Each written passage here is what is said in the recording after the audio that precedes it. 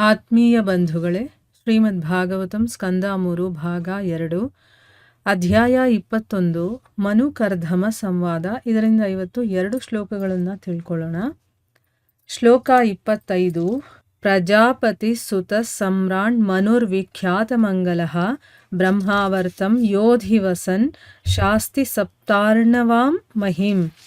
ಅನುವಾದ: ಭಗವಾನ್ ಬ್ರಹ್ಮದೇವನ ಮಗನಾದ ಧರ್ಮನಿಷ್ಠ ಕಾರ್ಯಗಳಿಗಾಗಿ ಹೆಸರುವಾಸಿಯಾದ ಸ್ವಯಂಭೂವ ಮನು ಚಕ್ರವರ್ತಿಯು ಬ್ರಹ್ಮಾವರ್ತದಲ್ಲಿ ನೆಲೆಸಿಕೊಂಡು ಸಪ್ತಸಾಗರಗಳಿಂದ ಕೂಡಿದ ಭೂಮಂಡಲವನ್ನು ಆಳುತ್ತಿರುವನು.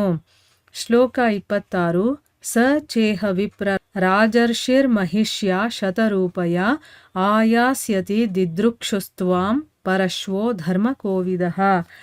ಅನುವಾದ: ಎಲೈ ಬ್ರಾಹ್ಮಣನೇ, ಧಾರ್ಮಿಕ ಕಾರ್ಯಗಳಲ್ಲಿ ಪ್ರವೀಣನಾಗಿರುವ ಆ ಪ್ರಖ್ಯಾತ ಚಕ್ರವರ್ತಿಯು ತನ್ನ ರಾಣಿಯಾದ ಶತರೂಪೆಯೊಡನೆ ನಿನ್ನನ್ನು ಕಾಣಲು ಬಯಸಿ ನಾಡಿದ್ದು ಇಲ್ಲಿಗೆ ಬರುವನು. ಇವು ಶ್ಲೋಕಗಳು ಮತ್ತು ಅವುಗಳ ಅನುವಾದ. ಈಗ ಭಾವಾರ್ಥದ ಮೂಲಕ ನಾವು ಇದರ ಅರ್ಥವನ್ನು ತಿಳ್ಕೊಳ್ಳೋದಕ್ಕೆ ಪ್ರಯತ್ನ ಮಾಡೋಣ. ಓದ ಭಾಗದಲ್ಲಿ ನಾವೇನು ತಿಳ್ಕೊಂಡ್ವಿ? ಭಗವಂತ ಹೇಳ್ತಾನೆ, ನಿನ್ನ ಮನಸ್ಸಲ್ಲಿ ಏನಿದೆಯೋ ಅದನ್ನು ನಾನು ತಿಳ್ಕೊಂಡಿದ್ದೀನಿ, ಮತ್ತು ಮನಸ್ಸಿನ ಇಂದ್ರಿಯಗಳ ನಿಯಮದ ಮೂಲಕ ನೀನು ಯಾವುದಕ್ಕೋಸ್ಕರ ನನ್ನನ್ನು ಆರಾಧನೆ ಮಾಡ್ತಾ ಇದೆಯೋ ಅದಕ್ಕೆ ನಾನು ಈ ಮೊದಲೇ ವ್ಯವಸ್ಥೆ ಮಾಡಿಟ್ಬಿಟ್ಟಿದ್ದೀನಿ. ಆಮೇಲೆ ಹೇಳ್ತಾನೆ, ನನ್ನ ಪ್ರಿಯ ಋಷಿಯೇ, ಜೀವಿಗಳ ನಾಯಕ ನೀನು, ನನ್ನನ್ನು ಆರಾಧನೆ ಮಾಡುವ ಮೂಲಕ ಭಕ್ತಿಯಲ್ಲಿ ನನ್ನ ಸೇವೆ ಮಾಡುವಂಥವ್ರಿಗೆ, ಮುಖ್ಯವಾಗಿ ಎಲ್ಲವನ್ನೂ ಕೂಡ ನನಗೆ ಅರ್ಪಣೆ ಮಾಡಿರ್ತಾರಲ್ಲ ನಿನ್ನಂಥ ವ್ಯಕ್ತಿಗಳಿಗೆ ನಾನು ಯಾವುದೇ ನಿರಾಶೆ ಮಾಡುವಂಥ ಪ್ರಶ್ನೆನೇ ಇರೋದಿಲ್ಲ. ಅಂದರೆ ನನಗೇ ನೀವು ಸಮರ್ಪಣೆ ಮಾಡಿಕೊಂಡು ನನ್ನನ್ನೇ ನೀವು ಪ್ರಾರ್ಥನೆ ಮಾಡಿಕೊಳ್ಳೋದ್ರಿಂದ ಅಂಥ ಆರಾಧನೆ ಮಾಡುವಂತಹ ಭಕ್ತರಿಗೆ ನಾನು ಯಾವತ್ತೂ ನಿರಾಶೆ ಮಾಡೋದಿಲ್ಲ ಅಂತೆಲ್ಲ ಹೇಳಿದ್ದನ್ನು ತಿಳ್ಕೊಂಡ್ವಿ. ಈಗ ಈ ಶ್ಲೋಕದಲ್ಲಿ ಏನು ಹೇಳ್ತಾ ಇದ್ದಾರೆ ಅಂತಂದರೆ, ಭಗವಂತ ಬ್ರಹ್ಮದೇವನ ಮಗನಾದ ಧರ್ಮನಿಷ್ಠ ಕಾರ್ಯಗಳಿಗೆ ಹೆಸರುವಾಸಿಯಾಗಿರುವಂತಹ ಸ್ವಯಂಭೂವ ಮನು ಚಕ್ರವರ್ತಿ ಬ್ರಹ್ಮಾವರ್ತದಲ್ಲಿ ಇದ್ದು ಸಪ್ತಸಾಗರಗಳಿಂದ ಕೂಡಿದ ಭೂಮಂಡಲವನ್ನು ಆಳ್ತಾ ಇದ್ದಾನೆ.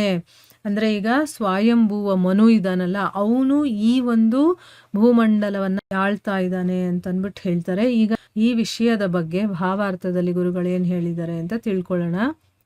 ಬ್ರಹ್ಮಾವರ್ತವು ಕುರುಕ್ಷೇತ್ರದ ಭಾಗವೆಂದು ಅಥವಾ ಕುರುಕ್ಷೇತ್ರವು ತಾನೇ ಬ್ರಹ್ಮಾವರ್ತದೊಳಗೆ ಇದೆ ಎಂದು ಕೆಲವು ವೇಳೆ ಹೇಳಲಾಗಿದೆ.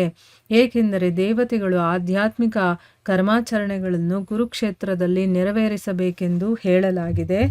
ಆದರೆ ಇತರರ ಅಭಿಪ್ರಾಯದಲ್ಲಿ ಬ್ರಹ್ಮಾವರ್ತವು ಸ್ವಯಂಭೂವನು ಆಳಿದ ಬ್ರಹ್ಮಲೋಕದೊಳಗಿನ ಒಂದು ಸ್ಥಳವಾಗಿದೆ. ಈ ಭೂಮಿಯ ಮೇಲ್ಭಾಗದಲ್ಲಿ ಅನೇಕ ಸ್ಥಳಗಳಿದ್ದು ಅವು ಊರ್ಧ್ವ ಗ್ರಹಲೋಕಗಳಲ್ಲಿ ಕೂಡ ಪ್ರಸಿದ್ಧವಾಗಿರುತ್ತವೆ. ಇಲ್ಲೇನು ಹೇಳ್ತಾ ಇದ್ದಾರೆ ಅಂದರೆ, ಬ್ರಹ್ಮಾವರ್ತ ಅಂತಂದರೆ ಅದು ಕುರುಕ್ಷೇತ್ರದ ಒಂದು ಭಾಗ, ಅಥವಾ ಕುರುಕ್ಷೇತ್ರ ಅನ್ನೋದು ಬ್ರಹ್ಮಾವರ್ತದ ಒಳಗಡೆ ಇದೆ ಅಂತ ಹೇಳ್ತಾ ಇದ್ದಾರೆ. ಯಾಕೆ ಅಂತಂದರೆ ದೇವತೆಗಳಿದಾರಲ್ಲ, ಅವರು ಕೂಡ ಆಧ್ಯಾತ್ಮಿಕದ ಕೆಲಸಗಳನ್ನು ಏನಾದರೂ ಮಾಡಬೇಕು ಅಂತಂದರೆ ಕುರುಕ್ಷೇತ್ರದಲ್ಲೇ ಮಾಡಬೇಕು ಅಂತ ಹೇಳಿದ್ದಾರೆ. ಸೊ ಅದಕ್ಕೆ ಇಲ್ಲಿ ಗುರುಗಳು ಬೇರೆಯವರ ಅಭಿಪ್ರಾಯ ಏನು, ಬ್ರಹ್ಮಾವರ್ತ ಅನ್ನೋದು ಎಲ್ಲಿದೆ ಏನು ಅನ್ನೋದ್ರ ಬಗ್ಗೆ ಹೇಳ್ತಾ ಇದ್ದಾರೆ. ಇನ್ನು ಬೇರೆಯವರ ಅಭಿಪ್ರಾಯದಲ್ಲಿ ಬ್ರಹ್ಮಾವರ್ತ ಅನ್ನೋದನ್ನ ಸ್ವಯಂಭೂವ ಮನು ಆಳ್ದ ಬ್ರಹ್ಮಲೋಕದೊಳಗಡೆ ಇರುವಂಥ ಒಂದು ಸ್ಥಳ ಇದು. ಈ ಭೂಮಿಯ ಮೇಲೆ ಅನೇಕ ರೀತಿಯ ಸ್ಥಳಗಳೆಲ್ಲ ಇದೆ. ಅದು ಊರ್ಧ್ವ ಲೋಕಗಳಲ್ಲಿ ಕೂಡ ಪ್ರಸಿದ್ಧವಾಗಿದೆ. ಅಂದರೆ ಈ ಒಂದು ನಾವು ವಾಸ ಮಾಡ್ತಾ ಇದ್ದೀವಲ್ಲ ಪ್ರಪಂಚ, ಇಲ್ಲಿ ಬೇಕಾದಷ್ಟು ಪ್ರಸಿದ್ಧವಾಗಿರುವಂತಹ ಸ್ಥಳಗಳಿದೆ. ಅದನ್ನು ಈ ಲೋಕದಲ್ಲಷ್ಟೇ ಅಲ್ಲ, ಊರ್ಧ್ವ ಲೋಕಗಳಲ್ಲೂ ಕೂಡ ಅದು ಪ್ರಸಿದ್ಧತೆಯನ್ನು ಪಡೆದಿದೆ ಅಂತ ಹೇಳ್ತಾ ಇದ್ದಾರೆ. ಈ ಭೂಮಿಯಲ್ಲಿ ನಮಗೆ ವೃಂದಾವನ, ದ್ವಾರಕ ಮತ್ತು ಮಥುರಾ ಎಂಬ ಸ್ಥಳಗಳಿವೆ. ಆದರೆ ಅವು ಶಾಶ್ವತವಾಗಿ ಕೃಷ್ಣ ಲೋಕದಲ್ಲಿಯೂ ಇರುತ್ತದೆ. ಅದೇ ರೀತಿ ಅನೇಕ ಹೆಸರುಗಳು ಭೂಮಿಯ ಮೇಲ್ಭಾಗದಲ್ಲಿವೆ. ಮತ್ತು ಇಲ್ಲಿ ಹೇಳಿದ ಹಾಗೆ ವರಾಹ ಯುಗದಲ್ಲಿ ಸ್ವಯಂಭೂವ ಮನುವು ಈ ಲೋಕವನ್ನು ಆಳಿರಬಹುದು. ಅಂದರೆ ಅರ್ಥ ಇಲ್ಲಿ, ಈ ಲೋಕದಲ್ಲಿ ನಮಗೆ ಯಾವುದೆಲ್ಲ ಪ್ರಸಿದ್ಧ ತೀರ್ಥಕ್ಷೇತ್ರಗಳು ಅಂತ ನಾವು ಏನು ಹೇಳ್ತೀವೋ ಅಂಥ ಸ್ಥಳಗಳಿದೆಯಲ್ವಾ, ಅದಕ್ಕೆ ಎಕ್ಸಾಂಪಲ್ ಯಾವುದು? ವೃಂದಾವನ, ದ್ವಾರಕ, ಮಥುರಾ ಅಂತ ಇದೆಯಲ್ವಾ. ಇದು ಶಾಶ್ವತವಾಗಿರುವಂತಹ ಕೃಷ್ಣಲೋಕ. ಅಂದರೆ ಭಗವಂತ ಇರುವಂಥ ಧಾಮ ಅಂತ ಹೇಳ್ತೀವಲ್ವ, ಅಲ್ಲೂ ಕೂಡ ಇದೇ ಹೆಸರಿನ ಸ್ಥಳಗಳಿದೆ ಅಂತ ಹೇಳ್ತಾ ಇದ್ದಾರೆ.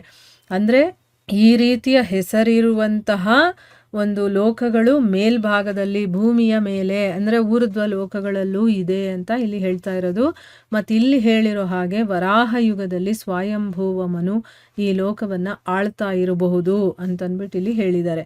ಮಂಗಲಃ ಎಂಬ ಶಬ್ದವು ಮಹತ್ವವುಳ್ಳದು. ಮಂಗಲ ಎಂದರೆ ಧರ್ಮ ಕಾರ್ಯ, ಸಂಪತ್ತುಗಳಲ್ಲಿ, ಆಳಿಕೆಯ ಶಕ್ತಿಯಲ್ಲಿ, ಶುಚಿತ್ವದಲ್ಲಿ ಮತ್ತು ಇತರ ಎಲ್ಲ ಸದ್ಗುಣಗಳಲ್ಲಿ, ಹೀಗೆ ಪ್ರತಿಯೊಂದು ವಿಷಯದಲ್ಲಿಯೂ ಉನ್ನತಿ ಪಡೆದವನು ಎಂದು ಅರ್ಥವಾಗುವುದು. ವಿಖ್ಯಾತ ಎಂದರೆ ಕೀರ್ತಿಶಾಲಿಯಾದವನು. ಸ್ವಯಂಭೂವ ಮನುವು ಸಕಲ ಸದ್ಗುಣಗಳಿಗೂ ಸಂಪತ್ತುಗಳಿಗೂ ಪ್ರಸಿದ್ಧನಾಗಿದ್ದನು.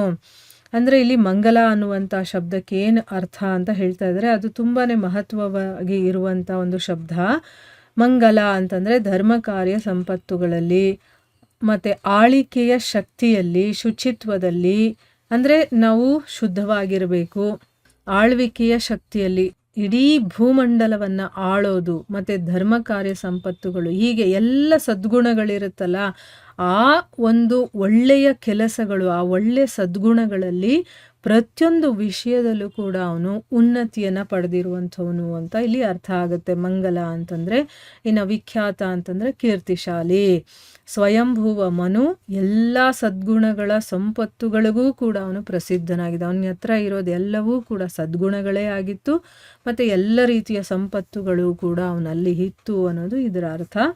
ಮುಂದಿನ ಶ್ಲೋಕದಲ್ಲಿ ಭಗವಂತ ಹೇಳ್ತಾನೆ, ಲೇ ಬ್ರಾಹ್ಮಣನೇ, ಧಾರ್ಮಿಕ ಕಾರ್ಯಗಳಲ್ಲಿ ಪ್ರವೀಣನಾಗಿರುವಂತಹ ಪ್ರಖ್ಯಾತ ಚಕ್ರವರ್ತಿ ಇದನ್ನಲ್ಲ, ಅವನು ತನ್ನ ರಾಣಿಯಾದಂತಹ ಶತರೂಪೆಯ ಜೊತೆ ನಿನ್ನನ್ನು ನೋಡಬೇಕು ಅಂತ ಇಷ್ಟಪಟ್ಟು ನಾಡಿದ್ದು ಇಲ್ಲಿಗೆ ಬರ್ತಾನೆ. ಅಂದರೆ ಇಲ್ಲಿ ಭಗವಂತ ನೀನೇನು ಮಾಡಬೇಕು ಅಂತ ಹೇಳ್ತಾ ಇದ್ದಾನೀಗ. ಒಬ್ಬ ಸ್ವಯಂಭೂವ ಮನು ಅನ್ನುವಂಥ ಒಬ್ಬ ಚಕ್ರವರ್ತಿ ಇಡೀ ಬ್ರಹ್ಮಾಂಡವನ್ನು ಆಳ್ತಾ ಇದ್ದಾನೆ. ಅವನು ಯಾವಾಗಲೂ ಧಾರ್ಮಿಕ ಕಾರ್ಯಗಳಲ್ಲಿ ತೊಡಗಿರ್ತಾನೆ. ಅಂಥ ಒಂದು ಹೆಸರುವಾಸಿಯಾಗಿರುವಂಥ ಒಬ್ಬ ಚಕ್ರವರ್ತಿ ಅವನು ತನ್ನ ರಾಣಿಯಾದಂತಹ ಶತರೂಪೆ ಜೊತೆ ನಿನ್ನನ್ನು ನೋಡಬೇಕು ಅಂತಾನೆ ನಾಡಿದ್ದಿಲ್ಲಿಗೆ ಬರ್ತಾನೆ ಅಂತ ಅಂದ್ಬಿಟ್ಟು ಇಲ್ಲಿ ಹೇಳ್ತಾ ಇದ್ದಾನೆ. ಮುಂದುವರೆದು ಏನಾಗುತ್ತೆ ಅಂತ ನಾವು ಮುಂದಿನ ಭಾಗದಲ್ಲಿ ತಿಳ್ಕೊಳ್ಳೋಣ. ಹರೇ ಕೃಷ್ಣ.